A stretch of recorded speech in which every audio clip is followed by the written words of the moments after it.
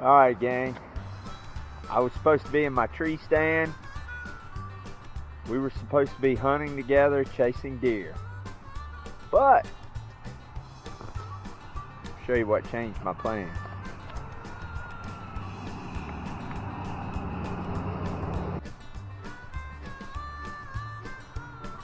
Yeah. Hope you can see that. And yeah. So anyways, I'm going to go back to the garage, work on my mini camper. Come along with me.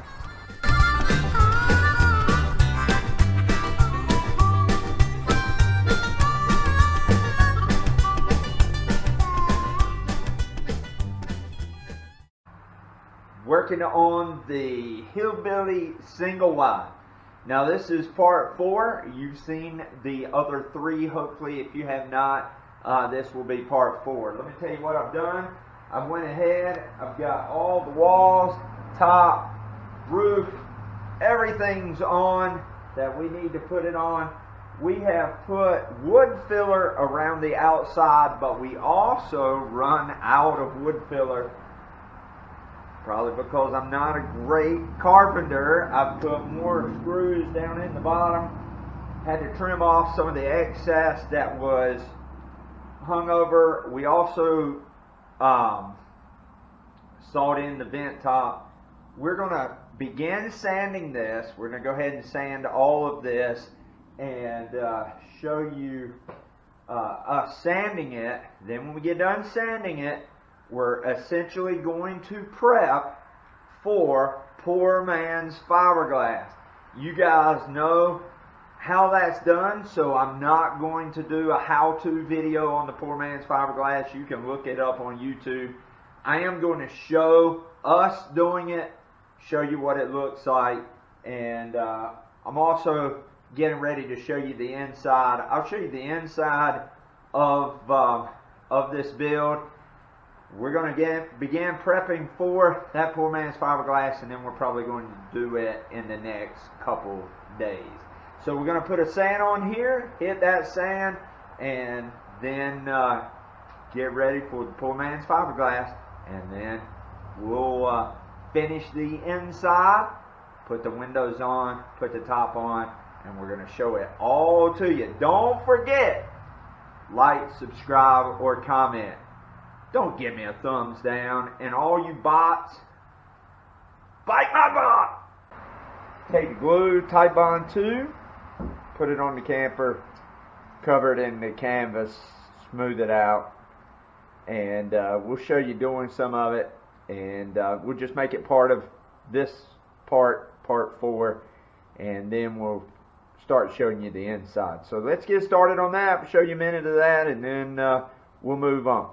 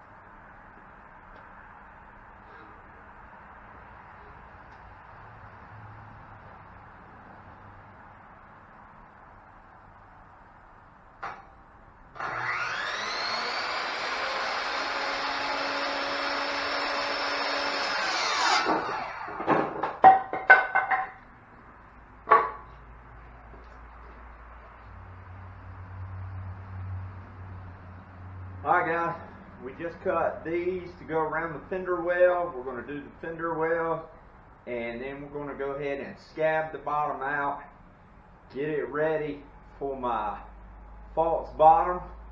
We are sanded, ready for PMF. We're going to go ahead and scab out that bottom and get it ready so that when we do the PMF, we can actually bring the carpet out here and put the carpet on that false floor.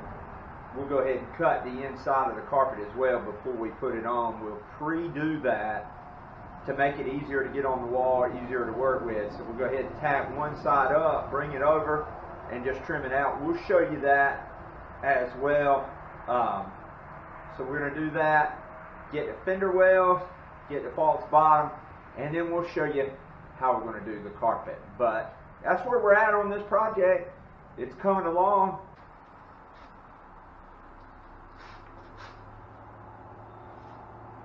Whatever.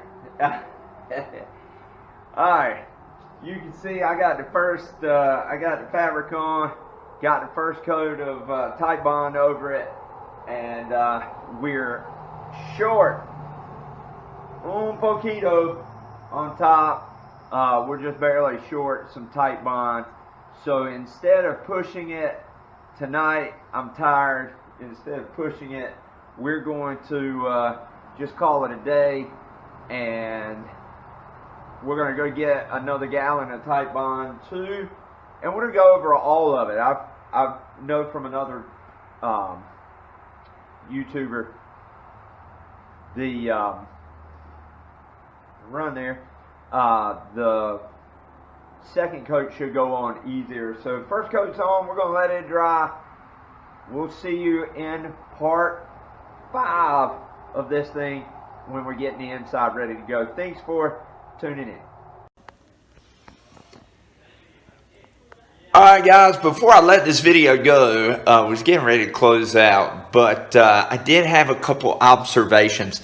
I'm going to do a whole video on how to do poor man's fiberglass, but there was a couple observations I wanted to make really quick. First thing is your canvas, they may say seamless, don't believe it. I'm going to show you here just briefly where I had one problem, and I'm going to have to live with it. Alright guys, check it. This seam goes this way, okay? That threw me for a loop. Now I'm going to talk about that seam here in a minute, but let me show you. That seam goes up and down. So I don't like that. That's my first problem. Alright, so if you're doing poor man's fiberglass, vital importance, wash your canvas first. It will shrink. It'll shrink over a foot. I barely had enough lengthwise to cover 8 feet. Matter of fact, I didn't have to cut much at all. And then the 6 feet shrunk as well, and it shrunk probably maybe 6 inches. So wash it first. Second thing I'm going to tell you on there is, after you wash it, go through your canvases and see where your seams are at. Here's what I did. We washed them, we put them out, let them dry, and I didn't check the seams. I had one where the seam ran long ways, all the others ran up and down. I could have lived with that. That seam that has run long ways is causing me trouble, has caused me trouble. Let me show it to you.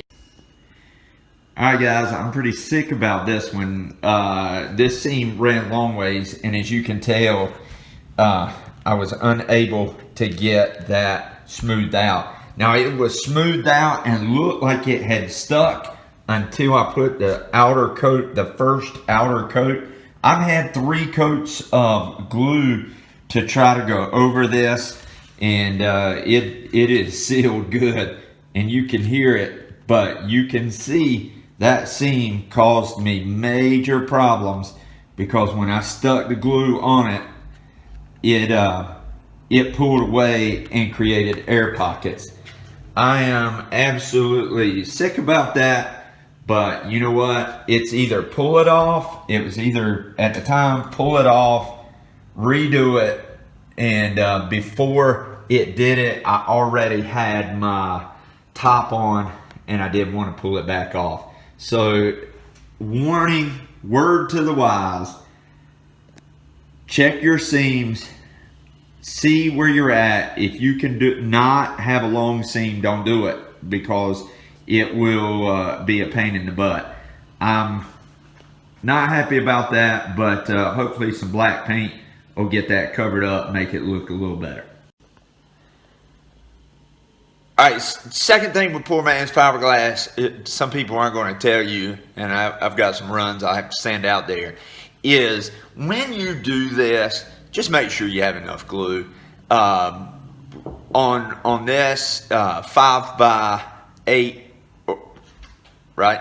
No, 4x8, 5 feet wide.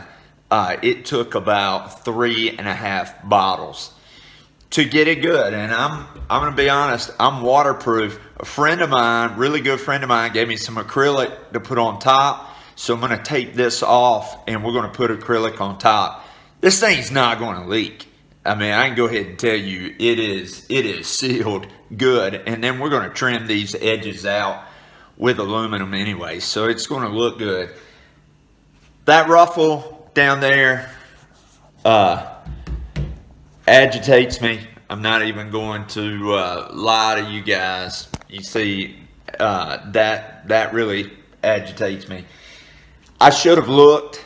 I didn't. I pulled the first sheet of fabric, did the sides first, because I wanted everything to wrap over the sides, and that's where my mistake came in. So just check your canvas.